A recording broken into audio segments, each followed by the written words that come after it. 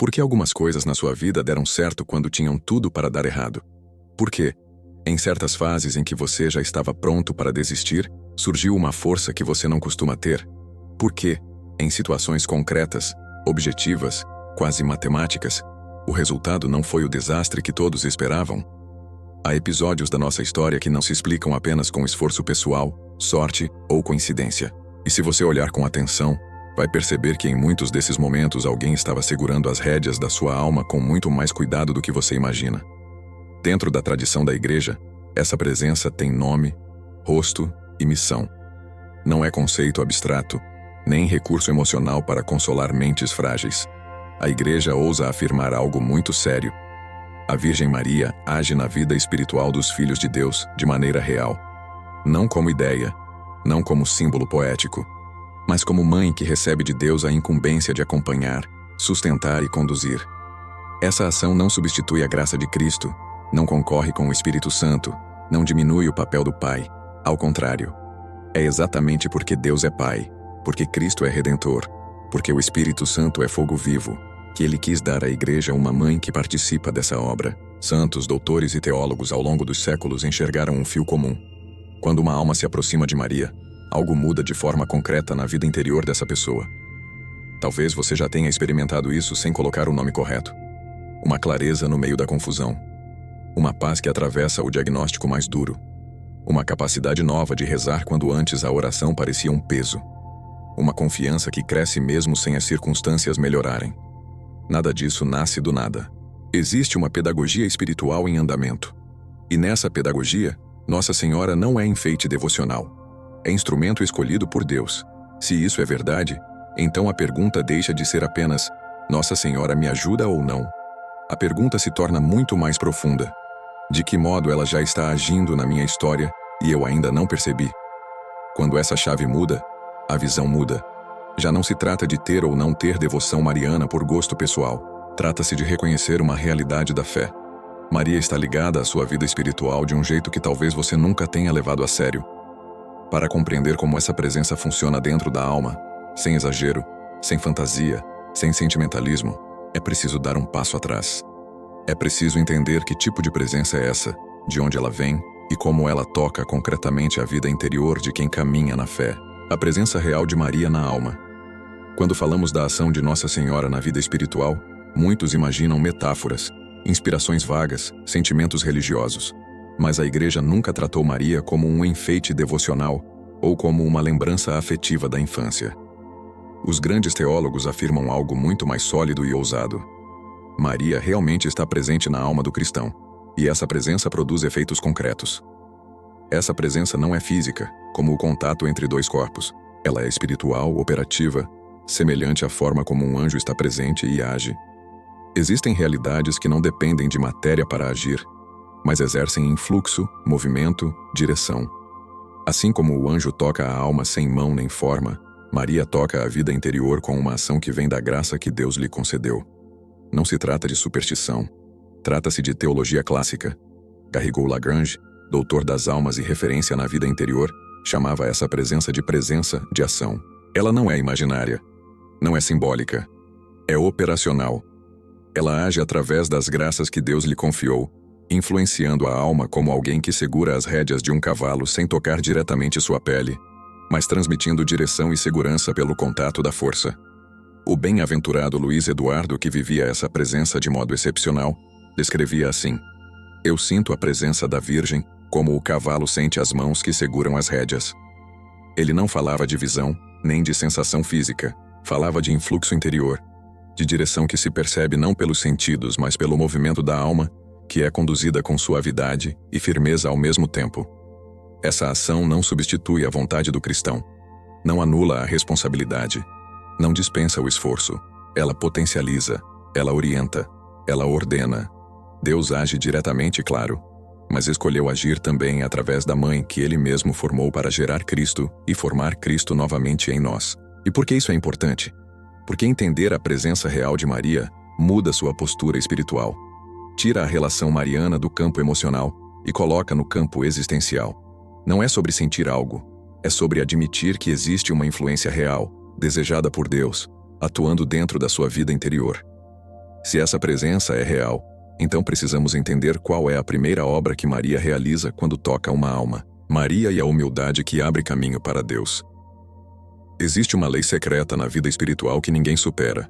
Ninguém avança enquanto não aprende a se ver com verdade. Não verdade dura, que destrói, mas verdade humilde, que liberta. E é exatamente aqui que Maria entra com uma força que nenhuma alma consegue gerar sozinha. A humildade não nasce de esforço psicológico, não vem de frases prontas sobre simplicidade. A humildade nasce quando a pessoa se coloca diante de alguém que viveu essa virtude numa medida que ultrapassa tudo o que podemos imaginar. Maria não é apenas um exemplo distante. Ela é influência interior. É presença que modela. A alma que se aproxima dela começa pouco a pouco a enxergar a si mesma com mais lucidez, sem máscaras, sem justificativas, sem adornos. A humildade de Maria não é sentimental. É teocêntrica. Ela se reconhece como serva porque enxerga Deus com profundidade. Quando você se aproxima dessa luz, a soberba que estava escondida começa a perder força. A alma percebe sua fragilidade não como condenação, mas como ponto de partida. E é aí que a vida interior dá um salto. A pessoa que anda com Maria aprende a não fugir da própria verdade. Aprende a olhar para suas quedas sem desespero e para seus acertos sem vaidade. Aprende a reconhecer o que é miséria e o que é graça. Aprende, sobretudo, que só cresce quem aceita ser moldado. O que impede a alma de avançar não é falta de vontade, é apego ao controle. É orgulho disfarçado de força. É incapacidade de admitir: eu preciso ser conduzido. Maria quebra essa resistência silenciosamente. Ela não faz barulho. Ela não força. Ela cria dentro da pessoa um terreno fértil, onde Deus finalmente pode agir com liberdade. Por isso, os grandes mestres espirituais dizem que Maria não apenas inspira a humildade, ela forma a humildade. E quando essa virtude começa a nascer, tudo que estava paralisado dentro da alma começa a se mover. E se a humildade abre caminho, a próxima graça que Maria comunica é ainda mais decisiva. A fé de Maria, a força que sustenta. Quando tudo vacila. Existe um tipo de fé que não se abala quando as circunstâncias mudam. Uma fé que não oscila com diagnósticos, perdas, injustiças ou incertezas. Uma fé que permanece inteira quando tudo ao redor ameaça ruir. E essa fé não nasce da experiência humana.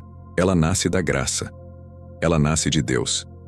E foi vivida com perfeição por uma única criatura, Maria.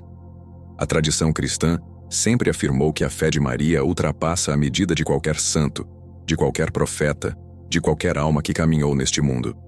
Não porque ela se esforçou mais, mas porque Deus concedeu a ela uma confiança sobrenatural, capaz de atravessar todas as provações sem perder o eixo interior. E é aqui que algo profundo acontece. Quando um cristão se aproxima de Maria, não recebe apenas consolo, recebe força, recebe firmeza, recebe estabilidade interior. Maria comunica pela graça uma participação daquela confiança que ela viveu ao longo de toda a sua vida terrena.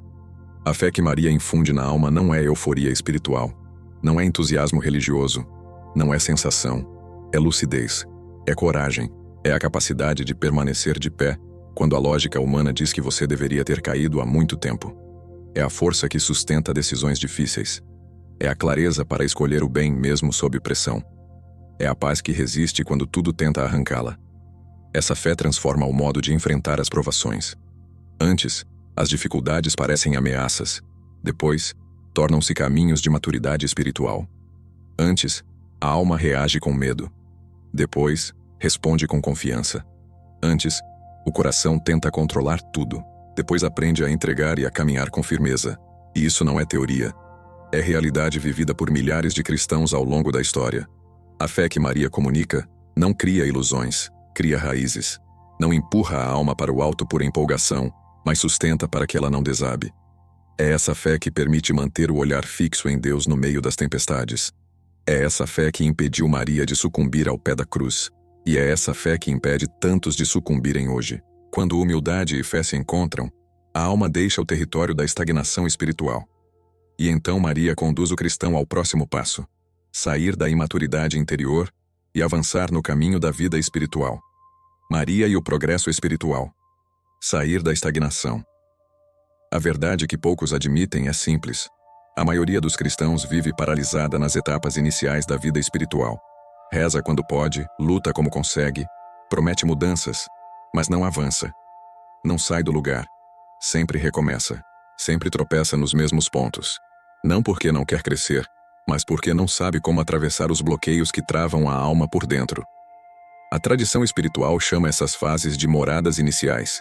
São etapas reais e muito concretas em que o cristão vive os primeiros movimentos da fé, mas ainda está preso a si mesmo, preso a medos, a agitações, a preocupações, a vaidades disfarçadas de zelo, a feridas não curadas. Nada disso impede a fé, mas impede o avanço. Maria entra exatamente nesta região delicada. Ela conhece os obstáculos que a alma não consegue vencer com força própria. Ela vê o que você não enxerga. E de modo silencioso, mas firme, conduz o coração para aquilo que sempre faltou. Confiança madura. Porque ninguém passa para uma vida espiritual mais profunda enquanto continua reagindo ao sofrimento como antes. Enquanto tudo abala. Enquanto tudo inquieta. Enquanto tudo revolta. Enquanto cada contradição parece uma ameaça. Enquanto o coração tenta controlar até mesmo o que é de Deus. Maria ajuda a alma a soltar o que não pode carregar. Ajuda a abandonar o que não tem poder de mudar. Ensina a descansar no meio da agitação, não por preguiça, mas por inteligência espiritual. Ensina a entregar-se sem perder a lucidez. Ensina a atravessar provações sem quebrar por dentro. Ensina a parar de dar respostas impulsivas às dores. Ensina a confiar como um filho que, mesmo com medo, sabe quem o segura. E é essa confiança, essa docilidade, essa abertura interior que permitem a Deus conduzir a alma para diante. O que antes era esforço solitário se torna caminho acompanhado. O que antes era desgaste passa a ser transformação. O que antes era círculo vicioso se torna crescimento real. Maria não leva a alma para o alto por atalhos mágicos. Ela abre o espaço interior que Deus precisa para agir com liberdade. A alma deixa de ser um campo de resistência e se torna terreno fértil. Deixa de lutar contra Deus e aprende a caminhar com Ele. E quando essa mudança acontece, algo decisivo surge no horizonte. A graça que antes parecia distante, agora se torna possível. E é justamente nessa hora que Maria revela outra dimensão da sua presença. Sustentar o cristão nos momentos em que a cruz se aproxima. Maria na dor, na doença e na provação. Existem momentos em que o discurso espiritual não basta. Quando a dor entra na casa, quando a doença toca alguém que você ama, quando a injustiça se instala no seu caminho, quando uma perda rasga por dentro aquilo que você não sabe como costurar.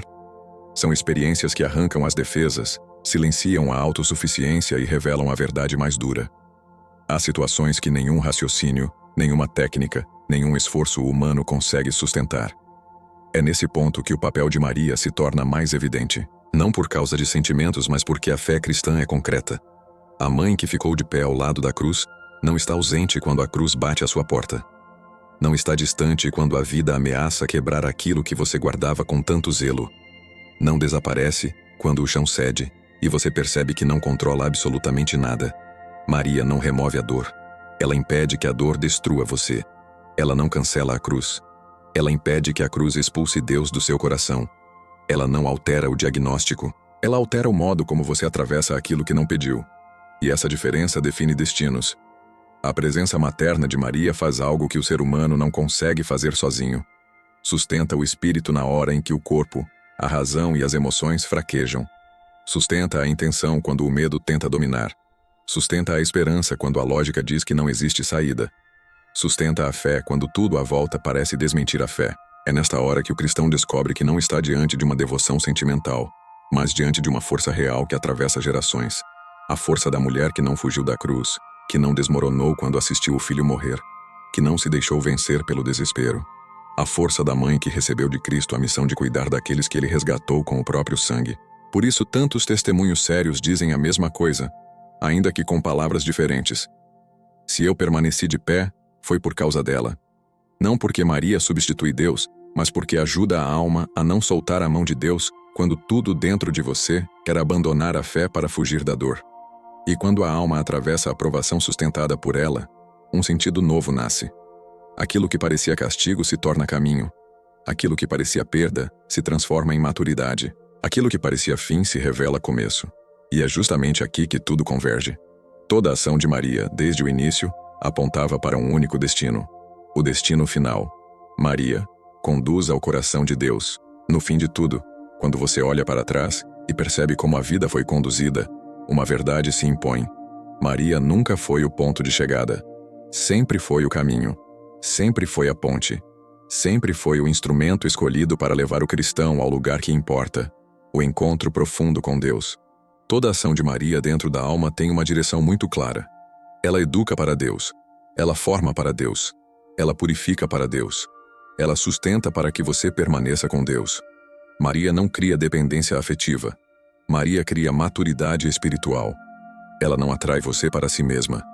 Ela abre espaço dentro de você para que Cristo habite com mais liberdade. A lógica é simples e poderosa.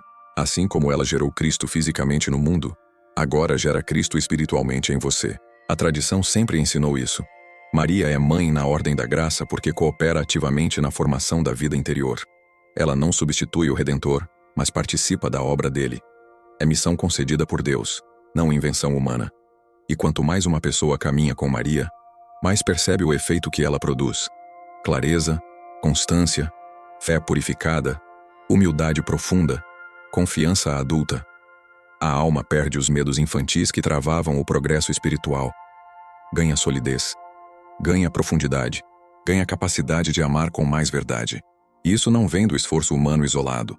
Vem da docilidade ao modo como Deus quis agir, através da mãe.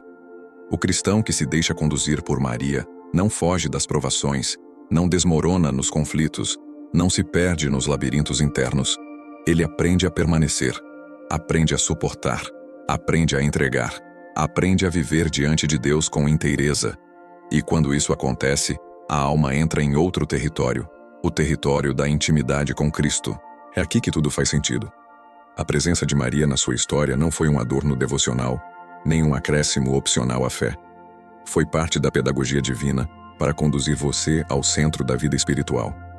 Foi o modo concreto que Deus escolheu para educar, formar, purificar e amadurecer seu coração. Foi o caminho seguro para levá-lo onde ele sempre quis. Uma relação profunda, viva e verdadeira com Jesus. E quando essa verdade se instala na alma, nasce dentro de você uma gratidão nova, um desejo de consagrar-se, um desejo de confiar, um desejo de viver sob o mesmo manto que sustentou santos, mártires, pais de família, jovens, idosos e todos aqueles que precisaram aprender a amar sem medo. Agora que você enxergou esse caminho, existe apenas uma resposta possível: colocar sua vida nas mãos daquela que Deus escolheu para conduzir você até Ele. Sob o vosso manto, minha Mãe, Mãe Santíssima, depois de compreender a vossa presença na história da minha alma, eu me coloco agora diante de vós, com sinceridade e confiança. Não venho pedir sinais extraordinários, nem respostas imediatas, nem caminhos fáceis. Venho pedir algo maior, que a vossa presença continue a moldar aquilo que eu ainda não consigo transformar. Recebei, Mãe, aquilo que pesa em mim. Recebei aquilo que eu não sei ordenar. Recebei o que me inquieta, o que me fere, o que me confunde. Guardai no vosso coração aquilo que o meu coração não consegue carregar sozinho. Vós conheceis minhas limitações, minhas fragilidades, minhas quedas e meus medos. E mesmo assim, continuais a agir com paciência, clareza e firmeza, para que Cristo seja formado dentro de mim. Ensinai-me a humildade que abre espaço para Deus. Rompei dentro de mim as resistências silenciosas que ainda me prendem ao controle. Iluminai minhas decisões, purificai minhas intenções, sustentai minha fé quando ela vacilar. Dai-me a coragem de permanecer de pé quando a provação vier, assim como permanecestes firme junto à cruz do vosso Filho. Tornai-me dócil à vontade de Deus. Abrandai os impulsos que me impedem de confiar. Livrai-me da agitação interior que sufoca a graça. Fazei de mim terreno fértil, capaz de receber o que Deus deseja realizar. Que a vossa presença me ajude a atravessar este mundo com retidão, maturidade e amor. Consagro-vos, Mãe, mais uma vez, tudo o que sou e tudo o que tenho. A minha vida, a minha família, a minha história.